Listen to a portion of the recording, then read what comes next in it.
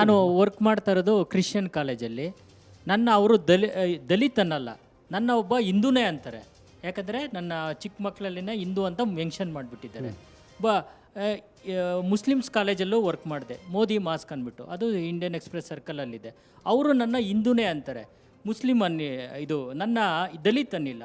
ಆಡಿದ್ನೇ ಆಡು ಕಿಸ್ಬಾಯ್ ದಾಸ ಅಂತ ಸಣ್ಣದ್ರಿಂದ ಹೇಳಿದ್ನೇ ಹೇಳ್ತಾ ಬರ್ತಾ ಇದೆಯಲ್ಲೋ ಮುರಳಿ. ಬಟ್ ಹಿಂದೂಗಳಲ್ಲಿ ಹಿಂದೂ ಕಾಲೇಜ್ಗಳಿದೆಯಲ್ಲ, ಅಲ್ಲಿ ವರ್ಕ್ ಮಾಡುವಾಗ ನನ್ನೇನಂತಾರೆ, ದಲಿತರು ಅಂತಾರೆ, ಯಾವ ಹಿಂದೂ ರಿಸರ್ವೇಶನ್ ಯಾವ ಹಿಂದೂ ಕಾಲೇಜ್? ರಿಸರ್ವೇಶನ್ ಇಂದ ಬಂದಿರೋರು ಅಂತಾರೆ. ಸರ್ ಡಾಕ್ಟ್ರೆ, ಯಾವ ಹಿಂದೂ ಕಾಲೇಜ್? ಇದನ್ನ ನೀವು ಕ್ಲಾರಿಟಿ ಕೊಡಿ. ಅಜ್ಜಿ ನೀನ್ ಸುಮ್ಮನೆ ಇರ್ತೀಯಾ? ಇಂಥ ಹಿಂದೂ ಕಾಲೇಜು ನನ್ನ ಜೊತೆ ಇಂಥ ವರ್ತನೆ ಆಯ್ತು. ಉದಾಹರಣೆ ನನ್ನ ಹತ್ರ ಈಗ ಏನಂದ್ರೆ ಗುಂಡು ಹೊಡಿಯೋದು ಬೇಡ, ಈ ಗಾಳಿ ಗುಂಡು ಸರ್ ಯಲ್ಲಂಕದಲ್ಲಿದೆ, ನಾನು ವರ್ಕ್ ಮಾಡಿದ್ದೀನಿ. ಇವನು ಒಬ್ಬ ದಲಿತ್. ಓಕೆ, ಇದಾವೆ ಹೆಸರುಗಳು ಹೇಳ್ಬಿಟ್ರೆ. ಇವಾಗ ನಾನು ವರ್ಕ್ ಮಾಡ್ತಾರೋ ಕಾಲೇಜು ಕ್ರಿಶ್ಚಿಯನ್ ಕಾಲೇಜಲ್ಲಿ, ನಾನು ಆ ಕ್ರಿಶ್ಚಿಯನ್ ಕಾಲೇಜ್ ಹೆಸರು ಹೇಳಾಗ, ಬಟ್ ಅವ್ರು ನನ್ನ ತುಂಬಾ ಪ್ರೀತಿಯಿಂದ ಇವರೇ ಹಿಂದೂ, ಓಕೆ, ದಲಿತ್ ಅನ್ನಲ್ಲ ಅವರು.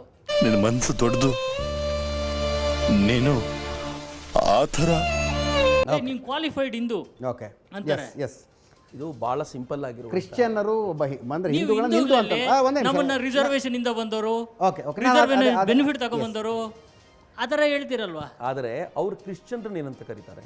ಯಾರು ಅವರು ಕ್ರಿಶ್ಚಿಯನ್ರನ್ನ ಕ್ರಿಶ್ಚಿಯನ್ರು ಅಂತ ಕರೆಯಲ್ಲ, ಇವರು ಸಿರಿಯನ್ ಚರ್ಚ್ನವರು, ಇವರು ಪೆಂಟಾಕೋಸ್ಟಲ್ ಚರ್ಚ್ನವರು ಅಂತ ಕರೀತಾರೆ.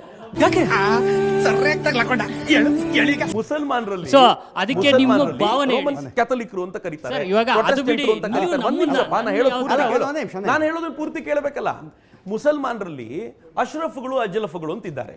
ಅಶ್ರಫ್ಗಳು 15% ಜನ, ಅವ್ರು ಅತ್ಯಂತ ಮುಂದುವರಿದವರು, ಅಥವಾ ಶೇಖ್ಗಳು ಸೈಯದ್ಗಳು ಅಂತ ಯಾರನ್ನು ಕರೀತಾರೋ ಅವ್ರು ಅಶ್ರಫ್ಗಳು. 15% ಜನ ಮಾತ್ರ ಇರೋದು. ನನ್ಗೆ ಅಷ್ಟು ತಿಳುವಳಿಕೆ ಇಲ್ಲಪ್ಪ, ಅಲ್ಪಜ್ಞಾನಿಗಳು. ಅಜಲಫ್ಗಳು 85% ಜನ, ಪಸ್ಮಂಡಾಗಳು ಅಂತಾನೂ ಕರೀತಾರೆ. ಅವ್ರನ್ನ ದಲಿತರ ತರ ನೋಡ್ತಾರೆ, ಅವ್ರನ್ನ ಈಗಲೂ ಮುಟ್ಟಿಸ್ಕೊಳ್ಳಲ್ಲ. ಒಳ್ಳೆಯ ಸಂಗತಿ ಏನಿದೆ ಅಂತಂದ್ರೆ, ನಾವು ಇವೆಲ್ಲದರ ನಡುವೆಯೂ ಕೂಡ ಇದನ್ನ ತೆಗೆದುಕೊಂಡು ಹೋಗಬಲ್ಲಂತ ದೊಡ್ಡ ಸಮಾಜ ಇದೆ ರೀ. ಮುಂದಕ್ಕೆ ತೆಗೆದುಕೊಂಡು ಹೋಗ್ಬಲ್ಲಂತ ಎಷ್ಟು ಜನರನ್ನು ತೋರಿಸ್ಲಿ? ಇದು ನಡೀತಾ ಇರೋದು ಸರಿ ಇಲ್ಲ, ನಾವು ಒಟ್ಟಾಗಬೇಕು ಅಂತ ಹೇಳುವಂತ ಎಷ್ಟು ಜನರನ್ನು ತೋರಿಸ್ಲಿ? ಹೋಗ್ಲಿ ಬಿಡು, ಅವ್ರಿಗೆ ಅರ್ಥ ಮಾಡ್ಸೋದು ಕಷ್ಟ. ನಾನು ಎಷ್ಟು ಜನ ಸಾಧುಗಳನ್ನು ತೋರಿಸ್ಲಿ? ನೀವು ಯಾವುದೋ ಒಂದು ಪ್ರಕರಣದಲ್ಲಿ ಅಥವಾ 4 ಪ್ರಕರಣಗಳಲ್ಲಿ ಹಿಂಗಾಯ್ತು ಒಂದು ಮಾತ್ರಕ್ಕೆ ಇದಿಡೀ ಭಾರತದ ಪ್ರತಿಯೊಬ್ಬ ಹಿಂದುವಿನ ಪ್ರತಿಕ್ರಿಯೆಯೂ ಅಲ್ಲ. ಹಿಂದೂ ಸಮಾಜದಲ್ಲಿ ಕೆಲವು ಸೋಷಿಯಲ್ ಎವಿಲ್ಗಳು ಬಂದವು, ಅವು ಆಯಾ ಕಾಲಕ್ಕೆ ಹೋದವು. ಒಂದು ಉಳ್ಕೊಂಡು ಬಂದಿದೆ, ಮುಂಚೆ ಇದ್ದಷ್ಟು ಘೋರವಾಗಿದೆಯೋ ಇಲ್ವೋ ಅದು ಇದೆ. ಈ ಬಡತವಿಂದ ದೇಶ ಉದ್ಧಾರ ಆಯ್ತದ? ಜಾತಿ ಭೇದ ಹೋಗೋದು ಹೆಂಗೆ, ಮಾರ್ಗ ಏನದಕ್ಕೆ? ಅಜಿತ್, ನನಗೆ ಯಾವಾಗಲೂ ಅನ್ಸೋದು, ಈ ಜಾತೀಯತೆ ಇದೆಯಲ್ಲ, ಕೆಳವರ್ಗದವರ ಸಮಸ್ಯೆ ಅಲ್ಲ, ಮೇಲ್ವರ್ಗದವರ ಮನಸ್ಸಿನ ಕೊಳೆ ಅಂತ ನಾನು ಯಾವಾಗಲೂ ಭಾವಿಸ್ತೀನಿ. ಯಾವಾಗ ಮೇಲ್ವರ್ಗದವರು ಈ ಕೊಳೆಯನ್ನು ತೊಳ್ಕೊಳ್ಳಿಕ್ಕೆ ಸಿದ್ಧವಾಗ್ತಾರೋ ಆಗ ಬದಲಾವಣೆ ಡೆಫಿನೆಟ್ಲಿ ಬರುತ್ತೆ. ಇದ್ರಲ್ಲಿ ಅವ್ರು ಹೇಳಿದ್ರು ನ್ಯಾಯ ಆಯ್ತಾ ಕಣ್ರೆ. ಚಿತ್ರದುರ್ಗದ ಹತ್ರ ಒಂದು ಪಾವುಗಳ ಅಂದ್ರೆ ಅವತ್ತು ನನಗೆ ಎಂಥ ಸಂಕಟ ಆಗಿ ನಾನು ಎಷ್ಟು ರೋಷಾವೇಶದಲ್ಲಿ ಮಾತಾಡ್ಬಿಟ್ಟೆ ಅಂದ್ರೆ, ಒಬ್ಬ ಎಂಪಿನ್ ಬಿಡ್ಲಿಲ್ಲ. ಕರೆಕ್ಟ್, ಸಂಸದರು ನಮ್ಮದು ಗೊಲ್ಲರಿರುವಂತಹ ಹಟ್ಟಿ, ಕೂರಿಸಲ್ಲ ಸ್ಟೇಜ್ ಮೇಲೆ. ಗೊಲ್ಲರಿರುವಂತಹ ಹಟ್ಟಿ ನೀವು ದಲಿತರಾಗಿರುವ ಬರಬಾರ್ದು. ಅಂದ್ರೆ ಪ್ರತಿಯೊಬ್ಬರಿಗೂ ತನ್ನಂತಾನ್ ಮೇಲು ಅಂತ ಹೇಳ್ಕೊಳ್ಳುವಂಥದ್ದಿದೆ. ದಲಿತರಲ್ಲೂ ಇಲ್ಲ ಅಂತಿಲ್ಲ, ಅಲ್ಲೂ ಕೂಡ ಪಂಗಡಗಳಿವೆ. ಆ ಪಂಗಡಗಳಲ್ಲೂ ಅತ್ಯಂತ ಕೆಳಗಿರೋರು ಯಾರು ಅಂತ ನೋಡುವಂತ ಪ್ರಯತ್ನ ಮಾಡ್ತಾರೆ. ಈ ಮಾನಸಿಕತೆ ಇದೆಯಲ್ಲ, ಇದು ಮೇಲ್ವರ್ಗದವರ ಮನಸ್ಸಿನ ಕೊಳಕು ಅಂತ ನಾನು ಭಾವಿಸೋದು. ನಾನು ಯಾಕೆ ಹೇಳ್ತೀನಿ ಅಂತಂದ್ರೆ, ಯುವ ಬ್ರಿಗೇಡ್ನಲ್ಲಿ ಶುರುವಾದ ಮೊದಲನೇ ವರ್ಷಕ್ಕೆ ನಾವು ಒಂದು ಕ್ಯಾಂಪೇನ್ ಮಾಡಿದ್ವಿ. ಏನ್ ಕ್ಯಾಂಪೇನ್ ಅಂದ್ರೆ, ಯುವ ಬ್ರಿಗೇಡ್ನ ಕಾರ್ಯಕರ್ತರು ತಮ್ಮ ಹೆಸರಿನ ಜೊತೆಗೆ ಸರ್ನೇಮ್ ಹಾಕೊಳ್ಳಲ್ಲ ಅಂತ. ಇದು ಆಕ್ಚುಲಿ ಚೆನ್ನಾಗಿರೋದು. ಓಕೆ, ನಾವು ಫೇಸ್ಬುಕ್ ಅಲ್ಲಿ ಸರ್ನೇಮು, ನಾನು ಗೌಡ ಅಂತ ಗೊತ್ತಾದ್ರೆ ನಂದೇ ಜನ, ನಾನು ಬ್ರಾಹ್ಮಣ ಅಂತ ಗೊತ್ತಾದ್ರೆ ನಂದೇ ಜನ, ನಾನು ಲಿಂಗಾಯತ್ ಅಂತ ಗೊತ್ತಾದ್ರೆ ನಂದೇ ಜನ, ಸರ್ನೇಮ್ ಇಲ್ಲಾದ್ರೂ ತೆಗೀರಪ್ಪ ಅಂತ. ಫೈನಲಿ ತೆಗೆದು ಅವರು ಕೆಲವರು ಭಾರತೀಯ ಅಂತ ಹಾಕೊಂಡ್ರು, ಕೆಲವರು ಇಂಡಿಯನ್ ಅಂತ ಹಾಕೊಂಡ್ರು, ಏನೇನೋ ಮಾಡಿದ್ರು. ಬ್ಯಾಲೆನ್ಸ್ ಮಾಡೋ ಹ್ಯಾಬಿಟ್ ನೀವು ಬಿಡಿ, ಎಲ್ಲ ಬ್ಯಾಲೆನ್ಸ್ ಮಾಡ್ತೀರಾ. ಯಾವ ಜಾತಿ ಅಂತಾನೆ ಗೊತ್ತಾಗಲ್ಲ ನಮ್ಗೆ. I am very proud. ಯಾವ ಊರಿನಲ್ಲಿ ಈ ತರದ ಜಾತಿಯ ಸಮಸ್ಯೆ ಇದೆಯೋ ನನಗೆ ಹೇಳಿ, ನಾನು ಇನ್ನೂ 4 ಜನ ಸಾಧುಗಳನ್ನು ಕರ್ಕೊಂಡು ಬರ್ತೀನಿ, ಹೋಗೋಣ. ನಾವು ರಿಕ್ವೆಸ್ಟ್ ಮಾಡೋಣ, ಹಿಂಗೆ ಮಾಡ್ಬೇಡ್ರಪ್ಪ, ಎಲ್ಲರೂ ಒಂದಾಗಿರ್ಬೇಕು ಅಂತ ರಿಕ್ವೆಸ್ಟ್ ಮಾಡೋಣ ಅಂತ ಸಂತ ಸಮಾವೇಶದಲ್ಲಿ 70 ಜನ ಸಾಧುಗಳ ಮುಂದೆ ಇದನ್ನ ಹೇಳಿ ನಾನು ಸಿದ್ಧವಾಗಿದ್ದೀನಿ ಅಂತ. ಯಾರು ಮಾಡಕ್ ಸಾಧ್ಯ ಆಗಲ್ಲ. ಯಾವನ ಇದಂತಲ್ಲಿ ರಾಜ್ಯದಲ್ಲಿಲ್ಲ, ದೇಶದಲ್ಲಿಲ್ಲ. ನಿಮ್ಮ ಮೋದಿಯವರು ಯಾವಾಗ ಚಿನ್ನದ ರಸ್ತೆನ ಹಾಕಿಸ್ಕೊಡ್ತಾರೆ ಅಂತ. ನರೇಂದ್ರ ಮೋದಿ ಅವರ ಪರವಾಗಿ ಮಾತಾಡುವಾಗ ಎಕ್ಸಾಜರೇಟೆಡ್ ಆಗಿ ಮಾತಾಡ್ಬಿಟ್ರಿ. ಚಿನ್ನದ ರಸ್ತೆ ಬಂದುಬಿಡುತ್ತೆ, ಡಾಲರ್ ರೇಟ್ ಕಡಿಮೆ ಆಗುತ್ತೆ, ಪೆಟ್ರೋಲ್ ರೇಟ್ ಕಡಿಮೆ ಆಗುತ್ತೆ, ಡೀಸೆಲ್ ರೇಟ್ ಕಡಿಮೆ ಆಗಿಬಿಡುತ್ತೆ. ಏನಾಗಿದೆ ಈಗ? ಮೊದಲನೇದು, ಚಿನ್ನದ ರಸ್ತೆ ಮಾಡ್ತಾರೆ.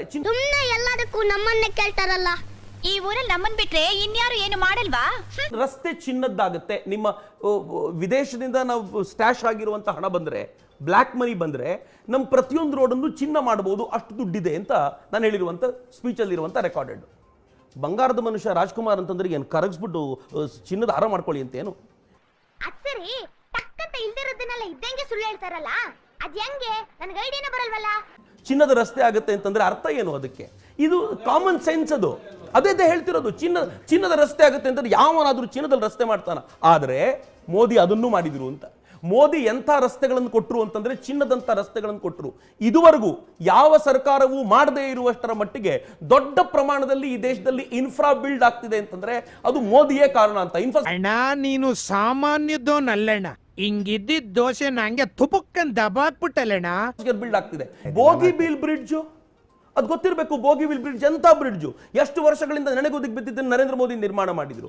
ಇವತ್ತು ಭಾರತ ಇನ್ಫ್ರಾಸ್ಟ್ರಕ್ಚರ್ ಎಷ್ಟು ವೇಗವಾಗಿ ಮುನ್ನಡೀತಾ ಇದೆ ಅಂತಂದ್ರೆ ನಮಗೆ ರಸ್ತೆಗಳಲ್ಲಿ ಹೋಗ್ಬೇಕಾದಾಗ ಅನ್ಸುತ್ತೆ ವಂಡರ್ಫುಲ್, ಈ ರಸ್ತೆಗಳು ಬಹಳ ಚೆನ್ನಾಗಿವೆ, ಹೆಮ್ಮೆ ಅನ್ಸುತ್ತೆ ಅಂತ. ಯಾವನಿಗೂ ಅನ್ನಿಸದೇ ಇರೋ ಪ್ರಮೇಯವೇ ಇಲ್ಲ. ಇದು ಒಂದು. ಏನಾದ್ರೂ ಒಳ್ಳೇದ್ ಮಾಡಕ್ ಹೋದ್ರೆ ಅದೇ. ಪ್ರಾಮಾಣಿಕವಾಗಿ ಹೇಳಿ, ನರೇಂದ್ರ ಮೋದಿ ಇಂಥ ವಿಷಯದಲ್ಲಿ ನನ್ನ ನಿರಾಸೆ ಮಾಡಿಬಿಟ್ರು ಅನ್ನುವಂಥ ಒಂದು ವಿಷಯನೂ ಇಲ್ವಾ?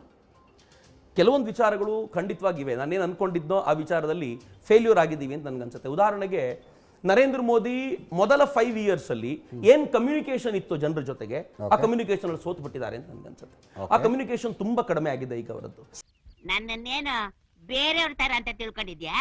ಕೆಲ್ಸ ಇಲ್ದೆ ಜಗಲಿ ಮೇಲೆ ಕುತ್ಕೊಂಡು ಅಲ್ಟೆ ಹೊಡಿ. ಅದಕ್ಕೆ ಸೈನಿಕರಿಗೋಸ್ಕರ ಅಗ್ನಿಪತ್ರದ ಯೋಜನೆ ತಂದಾಗ, ಅತ್ಯಂತ ಶ್ರೇಷ್ಠವಾದ ಯೋಜನೆ ತಂದಾಗ ಕನ್ವಿನ್ಸ್ ಮಾಡೋದ್ರಲ್ಲಿ ಸೋತ್ರು ಅಂತ. ನಾವು ಒಂದು ಒಳ್ಳೇದಾಗಿರುವಂತ ಒಂದು ರೈತರ ಕಾನೂನು ತಂದಾಗ ಕನ್ವಿನ್ಸ್ ಮಾಡೋದ್ರಲ್ಲಿ ಸೋತ್ರು ಅಂತ. ನಾವು ಯಾಕೆ ಫೇಲ್ಯೂರ್ ಆಗ್ತಿದೀವಿ? ಇದೇ ಕಾರಣಕ್ಕೆ. ಬರೀ ಕಮ್ಯುನಿಕೇಷನ್ ಮಾತ್ರ ಮಾಡಿರುವಂಥ ಪ್ರಾಮಿಸ್ಗಳು. ಬ್ಲ್ಯಾಕ್ ಮನಿ ವಾಪಸ್ ಬಂದಿಲ್ಲ, ಪೆಟ್ರೋಲ್ ಡೀಸೆಲ್ ರೇಟು ಹಿಂದಿಗಿಂತ ಜಾಸ್ತಿ ಆಗಿದೆ, ಇವೆಲ್ಲ ಫೇಲ್ಡ್ ಪ್ರಾಮಿಸಸ್. ನೋವು ಮಾಡ್ತಾ ಇದ್ದಾಳಲ್ಲ, ನನ್ನ ನೋವು ನನ್ನ ಯಾವ ದೇವ್ರ ಹತ್ರ ಹೇಳ್ಕೊಳ್ಳಪ್ಪ. ಪೆಟ್ರೋಲ್ ಡೀಸೆಲ್ ರೇಟ್ ಬಗ್ಗೆ ನಾವು ಇಷ್ಟೆಲ್ಲ ಮಾತಾಡ್ತಿದ್ದೀವಲ್ಲ, ಪೆಟ್ರೋಲ್ ಡೀಸೆಲ್ ರೇಟು ಈ ಉಕ್ರೇನ್ ಮತ್ತು ರಷ್ಯಾ ವಾರ್ ಟೈಮ್ನಲ್ಲಿ ಜಗತ್ತಿನಲ್ಲಿ ಯಾವ ದೇಶದಲ್ಲಿ ಜಾಸ್ತಿ ಆಗಿಲ್ಲ ಹೇಳಿ? ಅಮೆರಿಕದ ಕಥೆ ಹೆಂಗಿದೆ ಇವತ್ತು ಪೆಟ್ರೋಲ್ನ ವಿಚಾರಕ್ಕೆ? ಭಾರತ ಮಾತ್ರ ಯಾಕೆ ಇವತ್ತು ಕಡಿಮೆ ಇದೆ? ಭಾರತ ಇದ್ದಿದ್ರಲ್ಲಿ ಕಡಿಮೆ, ಪಕ್ಕದ ಪಾಕಿಸ್ತಾನ 230 ರೂಪಾಯಿ ಆಯ್ತು, ಮತ್ತೆ 30 ರೂಪಾಯಿ ನೆನ್ನೆ ಜಾಸ್ತಿ ಮಾಡಿದ್ದಾರೆ. ಏನ್ ಬಗಳ್ತಾ ಇದೀಯೋ ಶನಿ ಮುಂಡೆದೆ? ಅಂದ್ರೆ ಪಾಕಿಸ್ತಾನದ ಪೆಟ್ರೋಲ್ನ ರೇಟ್ ಹೆಂಗಾಗಿದೆ ಅಂತಂದ್ರೆ ಸಬ್ಸಿಡಿಯನ್ನ ಕೊಡ್ತಾ ಇದ್ರು ಅನ್ನೋ ಕಾರಣಕ್ಕೋಸ್ಕರ IMF ಅವ್ರು ಸಾಲ ಕೊಡಲ್ಲ ಅಂತ ಹೇಳಿದೆ. ಅಂಡ್ ಐ ಟೆಲ್ ಯು ಏನ್ ನಡೆದಿದೆ ಅಂತ. ರಷ್ಯಾ ಮತ್ತು ಉಕ್ರೇನ್ ವಾರ್ ಟೈಮ್ ನಲ್ಲಿ ಎಲ್ಲ ಕಡೆಗೂ ಪೆಟ್ರೋಲ್ ಡೀಸೆಲ್ ಏನ್ ಮಾಡಬೇಕು ಅನ್ನೋ ಚಿಂತನೆಯಲ್ಲಿದ್ದಾಗ ಈ ದೇಶ ರಷ್ಯಾ ಜೊತೆಗೆ ಒಪ್ಪಂದ ಮಾಡ್ಕೊಳ್ಳುತ್ತೆ. ಏನೋ ತಾಯಿ, ಚಿಕ್ಕ ವಯಸ್ಸಿಂದ ಒಳ್ಳೆತನ ಮೈ ಗಂಟ್ಕೊಂಡ್ಬಿಟ್ಟಿದೆ. ನಿನ್ನೆ ಮೊನ್ನೆಯಿಂದ ಪರಿಸ್ಥಿತಿ ಏನಾಗಿದೆ ಅಂತಂದ್ರೆ ಸೌದಿ ಅರೇಬಿಯಾ ನಮಗೆ ಲಾರ್ಜೆಸ್ಟ್ ಎಕ್ಸ್ಪೋರ್ಟರ್ ಆಗಿತ್ತು, ಸೆಕೆಂಡ್ ಲಾರ್ಜೆಸ್ಟ್ ಎಕ್ಸ್ಪೋರ್ಟರ್. ಅದನ್ನು ಶಿಫ್ಟ್ ಮಾಡಿ ಇವತ್ತು ರಷ್ಯಾ ನಮಗೆ ಎಕ್ಸ್ಪೋರ್ಟರ್ ಆಗಿದೆ. ಮಾತಾಡು, ಇದೆಲ್ಲ ಸೀಕ್ರೆಟ್ ಮೇಂಟೈನ್ ಮಾಡಕ್ಕೆ. ಅಲ್ಲಿ ನೋಡು. ವಿಡಿಯೋ ನೋಡಿದ್ರಲ್ಲ ವೀಕ್ಷಕರೇ, ಹಿಂದೂ ಧರ್ಮದಲ್ಲಿ ಮಾತ್ರ ಜಾತಿ ಭೇದ ಭಾವ ಇರೋದ, ಬೇರೆ ಧರ್ಮದಲ್ಲಿ ಜಾತಿ ಭೇದ ಭಾವಗಳಿಲ್ಲವ? ದಲಿತ ನಾಯಕನ ಪ್ರಶ್ನೆಯ ಬಗ್ಗೆ ನಿಮ್ಮ ಅಭಿಪ್ರಾಯವೇನು? ಮತ್ತು ಚಕ್ರವರ್ತಿ ಸೂಲಿಬೆಲೆ ಹಿಂದೆ ಕೊಟ್ಟಿದ್ದ ಆಶ್ವಾಸನೆಯಲ್ಲಿ ನರೇಂದ್ರ ಮೋದಿ ಅವರು ಸ್ವಿಸ್ನಿಂದ ಲಕ್ಷಾಂತರ ಕೋಟಿ ರೂಪಾಯಿಗಳನ್ನು ಭಾರತಕ್ಕೆ ತರ್ತಾರೆ ಮತ್ತು ರಸ್ತೆಗಳೆಲ್ಲ ಚಿನ್ನಗಳಲ್ಲೇ ಮಾಡಿಸ್ತಾರೆ. ಚಕ್ರವರ್ತಿ ಸೂಲಿಬೆಲೆ ಅವರು ಕೊಟ್ಟ ಭರವಸೆಗಳೆಲ್ಲ ಈಡೇರಿತ ಮತ್ತು ನರೇಂದ್ರ ಮೋದಿ ಅವರು ಭಾರತದಲ್ಲಿ ಪ್ರಧಾನಿಯಾಗಿ ತಾವು ಕೊಟ್ಟ ಭರವಸೆಗಳೆಲ್ಲ ಈಡೇರಿಸಿದ್ದಾರ ಅಥವಾ ಚಕ್ರವರ್ತಿ ಸೂಲಿಬೆಲೆ ಅವರು ಬರೀ ಹೋಳು ಬಿಟ್ಟಿದ್ದಾರ? ನಿಮ್ಮ ಅಭಿಪ್ರಾಯ ಕಮೆಂಟ್ ಬಾಕ್ಸ್ನಲ್ಲಿ ತಿಳಿಸೋದನ್ನ ಮರಿಬೇಡಿ. ವಿಡಿಯೋ ಇಷ್ಟ ಆಗಿದ್ರೆ ಲೈಕ್ ಮಾಡಿ, ಶೇರ್ ಮಾಡಿ ಮತ್ತು ಸಬ್ಸ್ಕ್ರೈಬ್ ಮಾಡೋದನ್ನ ಮರಿಬೇಡಿ. ಮುಂದಿನ ವಿಡಿಯೋದಲ್ಲಿ ಸಿಗೋಣ. ಧನ್ಯವಾದಗಳು.